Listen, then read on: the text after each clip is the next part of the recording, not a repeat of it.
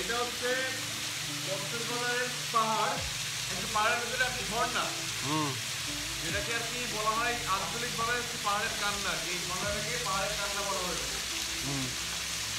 একদম এটা একই বলতে গেলে এই হচ্ছে ঝর্ণাটা হিমশরীর থেকে বেস করে। ঠিক আছে, হচ্ছে আর্টিফিশিয়াল হয়ে গেছে। ঠিক আছে, হ্যাঁ বলো বলো বলো।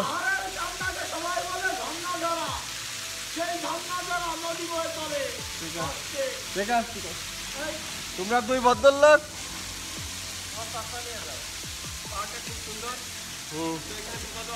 ঠিক আছে, তুমি আজকে চলে যাবা। এই যে আমাদের এই ভ্রমণ শেষ না করে তুমি চলে আসছো, এই বিষয়ে কি বলতে চাও?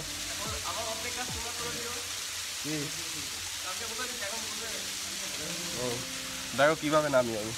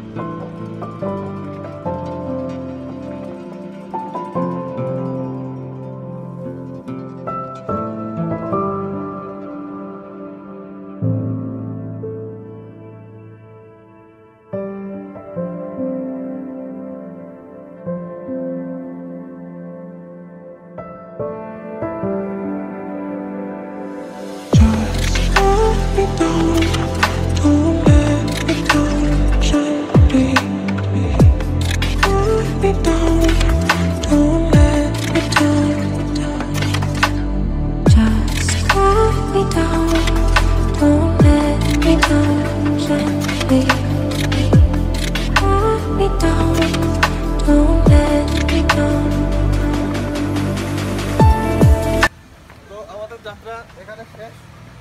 পাহাড়ের কান্না থেকে